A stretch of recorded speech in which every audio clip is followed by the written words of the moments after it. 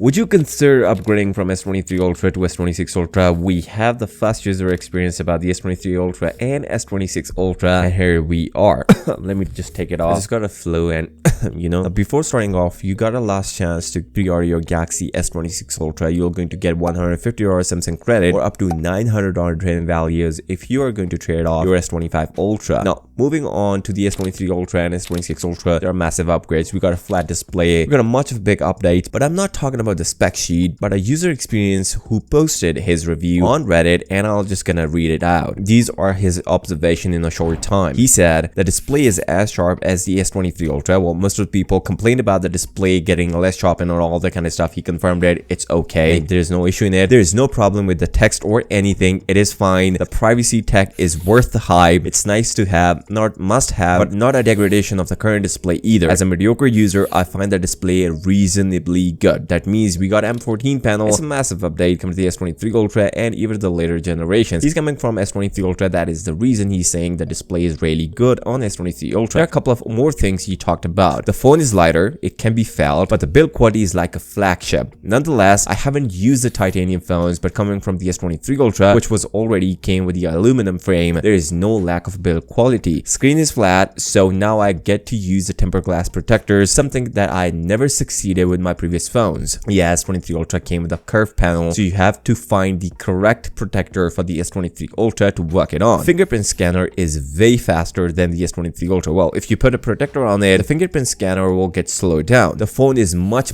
snappier to use. The difference in speed is easily noticeable. Apps install faster, open faster, and load up faster. Well, compared to Snapdragon 8 Gen 2, Snapdragon 8 Elite Gen 5 is far more faster. So yeah, we got a snappier phone. The camera seems to be fine. Battery definitely is stronger. Of course, compared to the 2.5 years old phone, any new phone's battery should feel better. I do not see worrying about the battery anytime soon. Well, already used S23 Ultra for 2.5 years. I think it's more than enough for a phone to give you that much amount of battery life. So I think S26 Ultra already a big jump from the S23 Ultra if you're using it for about 2.5 years. Also, bought the 60-watt Samsung charger, and it is the same size as the 45-watt charger. He didn't talk about the speed of it. The phone came with the USB cable capable of 3 ampere charging. As mentioned, it is thinner than the cable that was included with the old 45-watt charger. Now here we are, viewing angles. When the phone, while it is kept flat on the desk, and while looking at it from an angle, it has a slight discolored hue. But I personally never found myself doing that in the real life, so it's something that doesn't bother me. Mr. Who's the Boss already find out that there are difference in the display if you're viewing from a different angle. So yeah, it is because of the privacy feature, because we got two different kind of pixels in the display of S26 Ultra. I don't usually use AI stuff much, so I don't have anything to comment on it. The phone is much more uneven than the S23 Ultra when you are putting on the table. Yeah, the camera bump is far more bigger than the Galaxy S23 Ultra. Now, overall,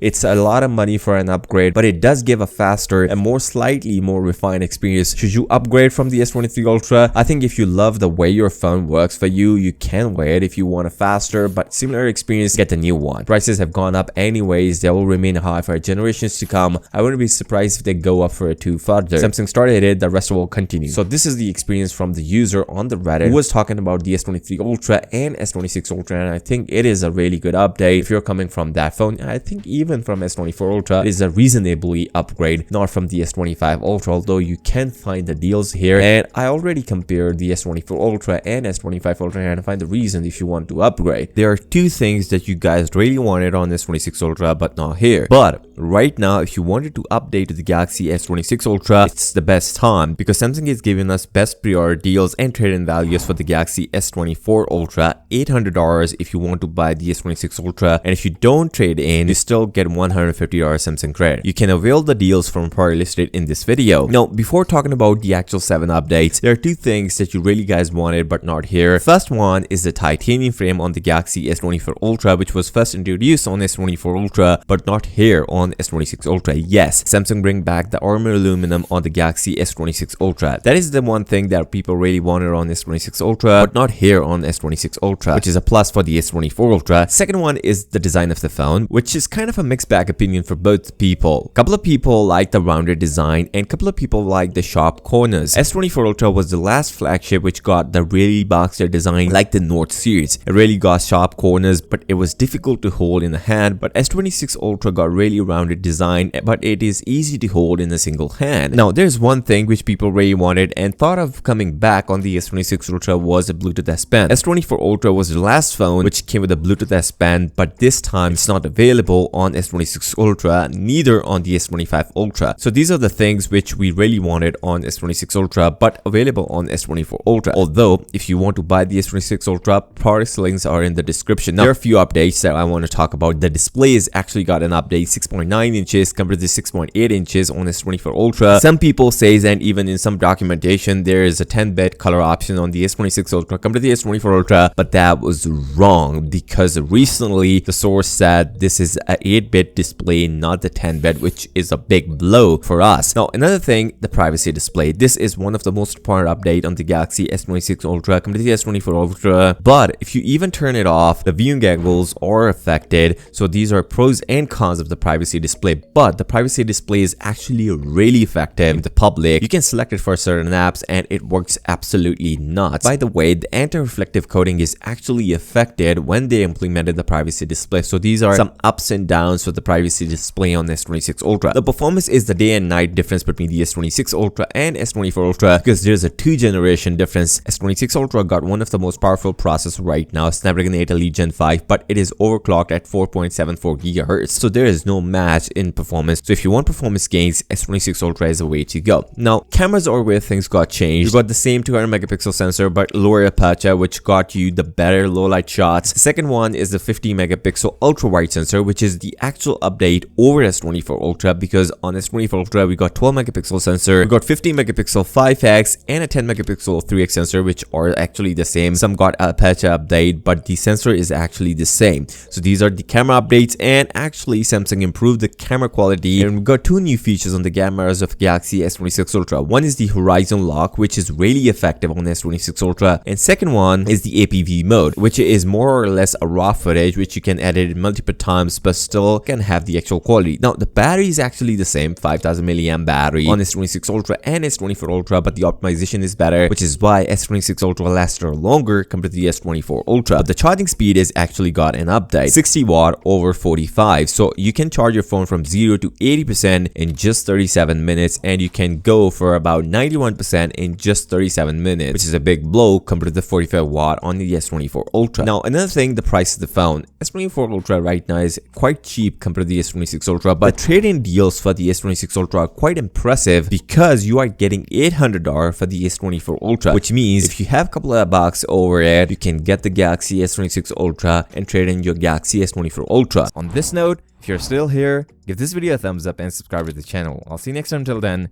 peace out.